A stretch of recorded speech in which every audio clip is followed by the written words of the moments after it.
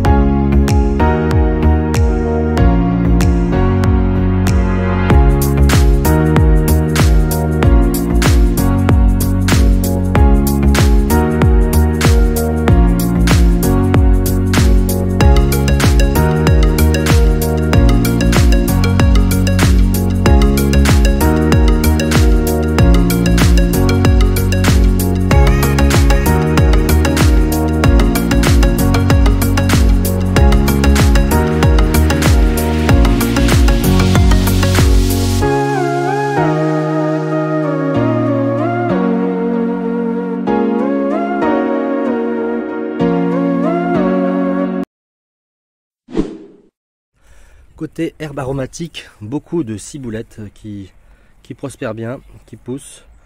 J'en ai mis dans une jardinière pour avoir des herbes aromatiques à l'abri toute l'année.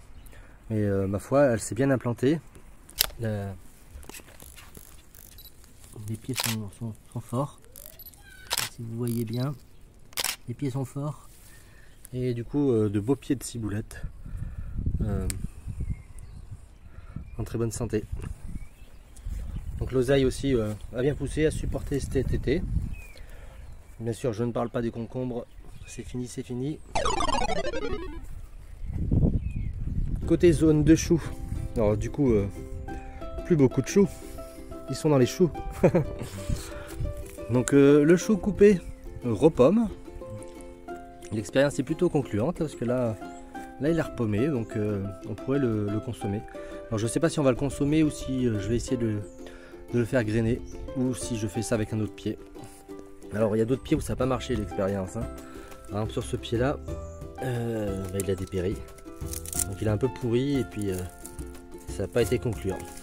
Là il est tout sec. Là et puis celui-là ça marche moins bien, il est moins gros. Il a tenu, il est un peu pourri à un moment donné mais maintenant ça va, il pousse. Et puis celui-là il a jamais vraiment grossi. Du coup il a éclaté un peu son chaux qui est là. Il n'était pas très gros. Donc c'est peut-être lui que je vais laisser grandir jusqu'à qu'il fleurisse. On verra. On verra. Et puis sinon évidemment plein de blettes, de betteraves. Peut-être des mélanges des deux. Alors qu'est-ce que ça donne? Je suis pas sûr que ce soit encore très gros. Alors qu'est-ce qu'elle raconte? Voilà, on a une petite boule. C'est pas des gros pieds. Il y a rien de bien gros pour le moment, donc on verra s'il y a quelque chose à garder. Bon, sans doute les blettes elles seront bonnes à consommer. On a d'ailleurs commencé à en consommer puisqu'il y a quelques beaux pieds qui sont disponibles et qu'on commence à manger. Allez, oui. Alors sur la zone des radis noirs, va falloir que je fasse un grand nettoyage parce que c'est un peu la jungle, donc ouais, j'ai pas le choix, que je vais devoir m'y coller parce que sinon je sais pas si je vais avoir mes radis noirs. La zone qui était laissée en jachère pour les semis de carottes, ma foi, il y a de la graine. Alors j'en ai récupéré déjà beaucoup, j'en ai semé déjà beaucoup un peu partout. Et voilà, c'est des belles petites graines, bien sèches, donc on va pouvoir semer ça un peu partout. Je vois qu'il y a déjà des carottes qui ont commencé à repousser. Donc là un petit peu toutes seules. Et il y en aura sans doute à récupérer. Bon, quelques tomates aussi perdues dans la jungle. On enchaîne sur cette ancienne zone de patates, pommes de terre que j'ai récoltées. Donc pour notre petite consommation. Donc il ne reste plus qu'un pied de melon qui ne donnera rien, hein, mais qui essayer régulièrement de faire quelques petits melons. Et bon, du coup, c'est ni la saison ni le moment. Alors, sans doute qu'il a manqué d'eau au bon moment. Donc voilà, j'aurais juste encore cette zone de topinambour à récolter. Donc à noter que les melons étaient un peu à l'ombre des topinambours. Et je pense que ça va être mon action l'an prochain. Je pense que vu que les topinambours poussent bien, sont grands, je ferai des zones d'ombre avec les topinambours, histoire de les utiliser leur capacité à bien pousser de manière la plus efficace et la plus utile au jardin. Donc il me reste encore cette zone de pommes de terre que je n'ai pas encore récoltée et voilà, que je récolterai prochainement. Côté zone à tomates, et ben ma foi, c'est la pleine production, hein. Donc heureusement que le mois de septembre a une arrière-saison magnifique, ça nous permet d'en profiter et du coup d'optimiser la production, puisque moi c'est la période où ça donne le plus. J'ai plein de tomates, on a mangé plein de salades et comme il fait encore chaud, on sent que ça tape, le soleil encore, ça tape dur, donc on profite encore bien des tomates. Voilà, elles sont nombreuses.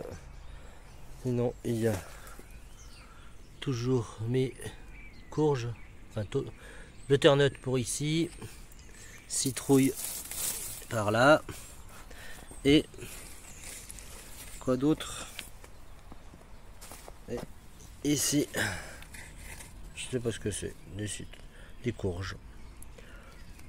Des courges, c'est très bon en tout cas, on a déjà mangé. Donc voilà, encore des tomates, toujours des tomates.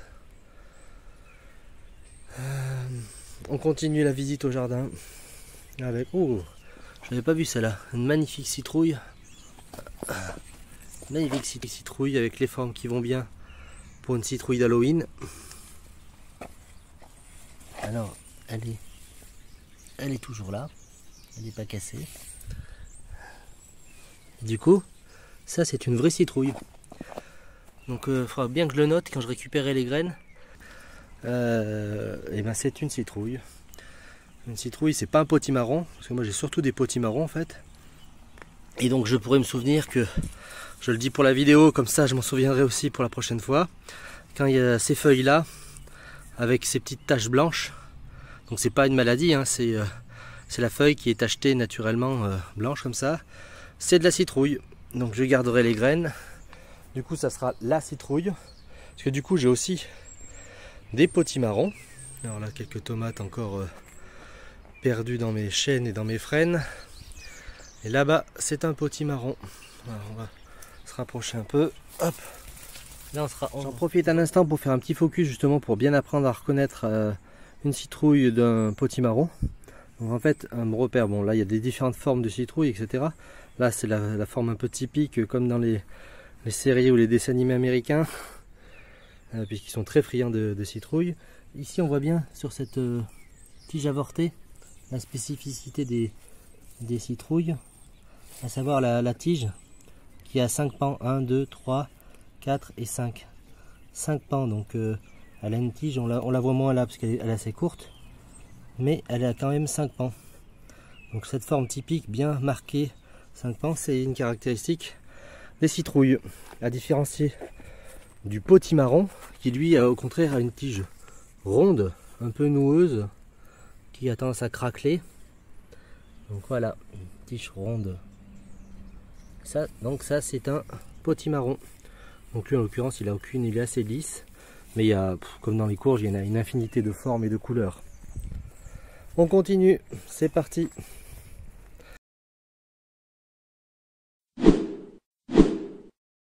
Donc comme je vous montrais ici, un potimarron là-bas. On va faire un petit zoom, je vais pas aller m'enfourner là-bas, mais il est bien beau. On va le laisser, donc pour l'instant le pied n'est pas encore mort. Donc pour la bonne conservation, je vais le laisser sécher un peu plus. On va le récolter, je dirais fin du mois d'octobre.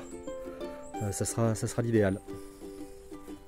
Donc ici ma grosse zone à topinambour. Donc là, un gros ménage est attendu parce que j'en ai beaucoup trop et il va falloir que j'en enlève. Alors, même si on va en consommer, ça fait une très grosse production. Donc comme je le disais, je vais en profiter pour faire mes haies. Donc mes stocks d'eau de pluie se sont bien reconstitués du coup. Maintenant qu'on n'a plus trop besoin. Alors, encore une citrouille qui passe ici. Alors on continue.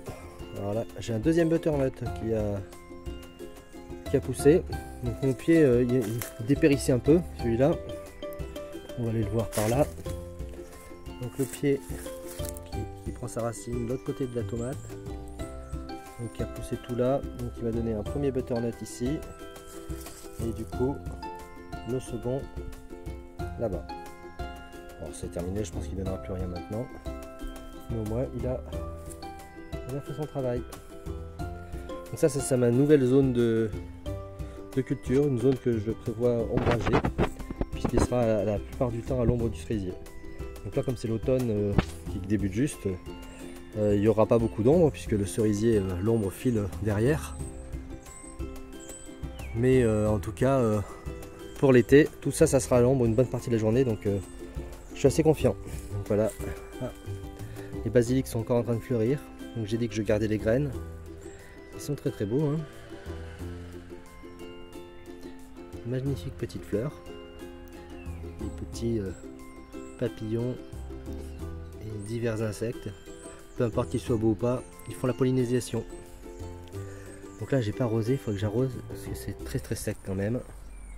Alors du basilic j'en ai aussi mis en terre ici, hop, voilà, il fleurit aussi. J'ai aussi même mis quelques pieds de betterave. Je sais pas si vous en tirez grand chose. Qu'est-ce que ça raconte? Qu'est-ce que vous voyez? On voit pas grand chose. Il y a une petite boule. Une petite boule, mais bon, on verra ça à la récolte. Alors ici du coup d'autres potimarrons. Donc celui-là plus découpé, un peu plus. Mais bon, on le voit bien à la tige aussi que c'est un potimarron. Voilà. Alors ici. Des blettes, des betteraves, plein de choses perdues, quelques tomates romains encore, ouais on va pouvoir en prendre, ah, des punaises qui tapent l'incruste, les punaises j'ai pas l'impression qu'elles m'abîment, je les enlève pas mais j'ai pas l'impression qu'elles abîment les fruits, en tout cas les tomates ne sont pas abîmées, donc je les laisse, si elles peuvent chasser d'autres prédateurs comme les pucerons, moi ça me va très bien. On continue. Côté composteur, le stock est plutôt faible. On va pouvoir le déplacer comme je voudrais ici, qui est sa zone finale d'installation. Maintenant que le laurier est supprimé, enfin encore je surveille un peu parce qu'il tente de temps en temps des repousses. Les racines ne sont pas complètement mortes, il en reste une ou deux qui traînent.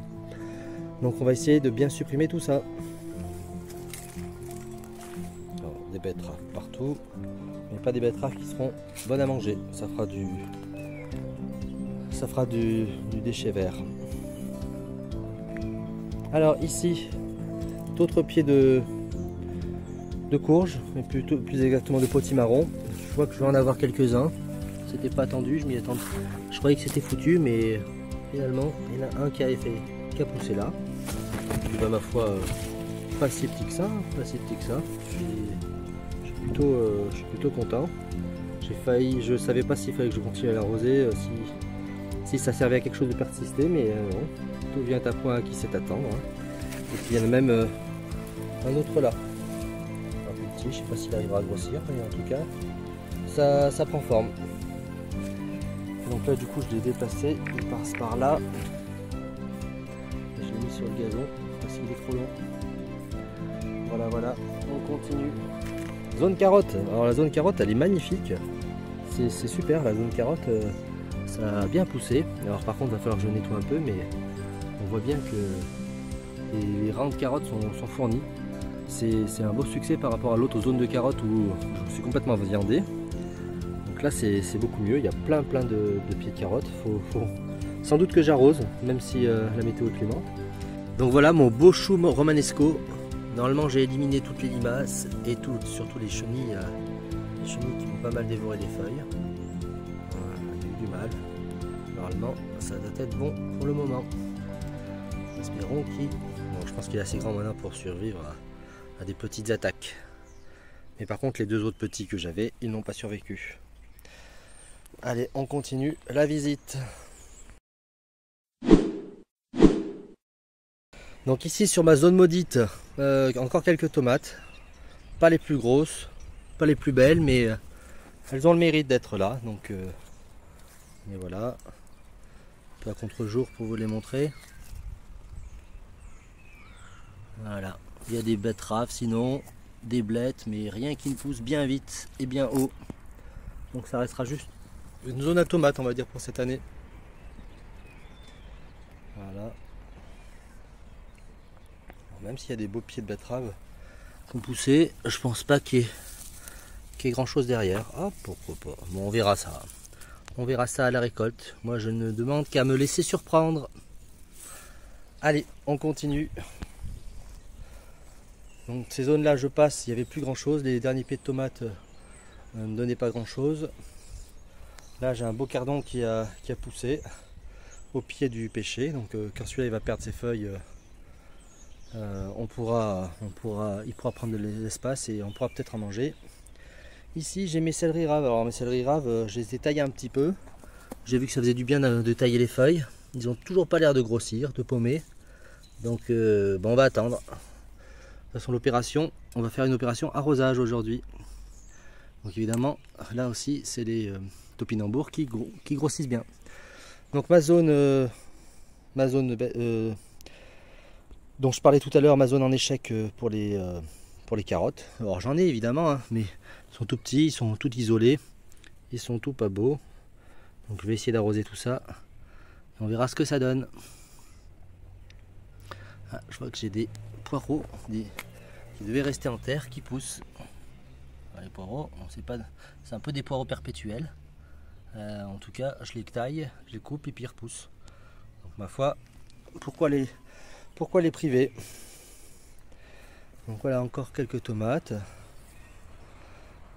Donc mon ancienne zone de carottes qui est devenue zone à blettes. Alors les blettes, ils sont magnifiques ici.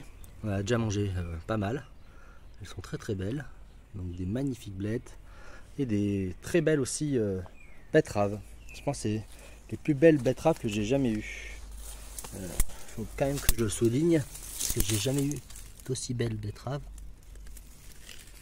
Hop, attends, on va essayer de dégager tout ça. Hop. Voilà. Et, ça fait une belle base. Celle-là aussi c'est. Hop. Je sais pas si vous voyez bien. Elle a même éclaté, tiens, celle-là. Et puis là aussi quelques plus petites. Mais voilà, c'est en tout cas le meilleur succès au niveau betterave que j'ai jamais réalisé. Donc pour de la noire d'Égypte. Betterave noire d'Égypte. On termine rapidement le tour du potager avec encore quelques tomates. Des pieds, des tomates qui donnent. Certaines qui se font attaquer avant que je les ramasse par les limaces. Et puis voilà, une zone inexploitée cette année. Trop compliquée. Avec le lierre. Voilà, c'est terminé pour ce tour express du potager. Les dernières avancées, les dernières récoltes. Je reviens en détail sur certains entretiens au potager.